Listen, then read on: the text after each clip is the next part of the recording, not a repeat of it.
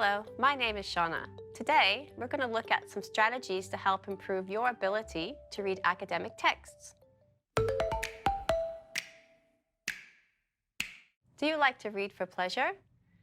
Think about the types of texts you read in your language in your free time. Now, think about whether you read for pleasure in English.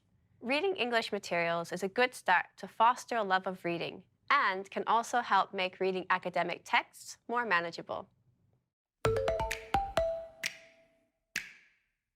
Now we're going to look at 7 important steps to help improve our academic reading. Are you ready? Step 1, skimming. Step 2, predicting. Step 3, scanning. Step 4, identifying main ideas. Step 5, identifying supporting ideas. Step 6, vocabulary attack. And step 7, summarizing. Step 1 is skimming. Skimming is where you read a text very quickly. By skimming, you just want to identify the topic of the text, any main ideas, the genre, and decide whether or not it's going to be useful for your study purposes.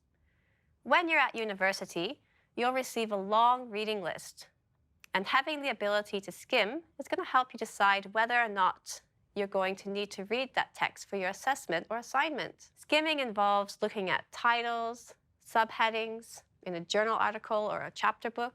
If there's an abstract, I recommend that you read the introduction and conclusion to get some clues. You can also read thesis statements and topic sentences to help provide very helpful clues.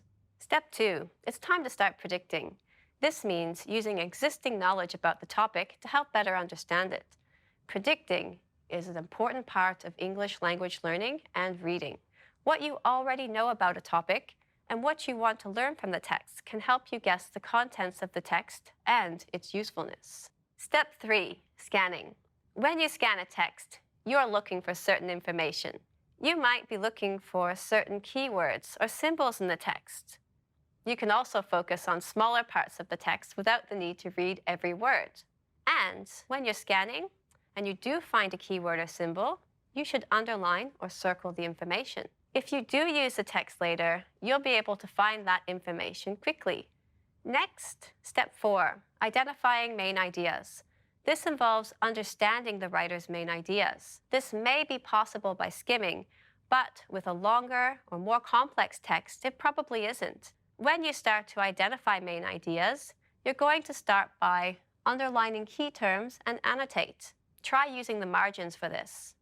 Then, write down the main ideas in your own words. That takes us to step 5. We've identified the main ideas. Now we need to identify the supporting points. This involves recognizing the difference between the writer's main ideas and the points used to support or back up these ideas. So, be sure to look out for evidence and examples to support the author's main points. You might see signposting language used here, like, for instance, or the first benefit is. So look out for these clues. Step 6, vocabulary building, or what I'm calling vocabulary attack. One thing that's very important as an English language learner is to always have a vocabulary list. For any reading you do, you may encounter words that you're not sure of. In this case, you should be keeping a separate journal of new words. Note the words, translation to your language, the definition, part of speech, and challenge yourself to use it in a sentence. You should try to use those new words within the first week of learning them because it helps you become more comfortable with them. And finally, step 7. After you've finished reading, summarize the main concepts, findings, and results into your own words. This will help you connect deeper with the text. It also helps to talk about it with a classmate and compare your ideas. Now, we're going to use our 7 steps with the text. Let's say you need to write an essay about ways to reduce stress and improve your mental health. You've done your research, and you have a list of texts to read. Perhaps one article you've identified is this: 5 ways to enhance your mood and mental health. Let's go through our steps now. Step 1, let's skim the article. Look at the title of the article. How many ways do you think the article will talk about to reduce stress? If you thought 5, you're correct. Now, let's see those 5 ways to improve our mental health. Notice the headings in the article as you skim. 1. Improve your diet and start moving. 2. Reduce your vices. 3. Prioritize sleep and get some rest. 4. Get a good dose of nature. And 5. Reach out when you need help. Step 2. Predicting. Using what you already know can help you decide if you want to use this article in your essay. And if it is, you can keep going with the next step. If you're unsure, the next step can help you as well.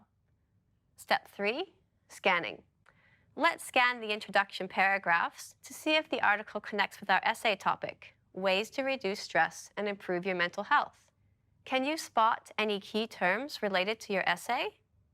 Yes, I can see key terms: improve mood, reduce stress, and manage mental health. Now, from steps 1, 2, and 3, we are quite sure the article is useful for us. So we can now move on to the remaining steps, 4, 5, 6, and 7. If you decide the article is not useful, you can stop and go on to the next item on your reading list. Remember, to become a better reader in English, you should read for pleasure. Use the 7 steps we went through today to decide the usefulness of the texts.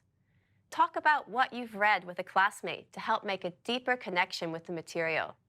Most importantly, practice. Find some articles online and practice skimming and scanning. I hope you had fun learning the 7 steps to improve your reading. Now, you're all set to explore some text and enjoy reading. Have fun!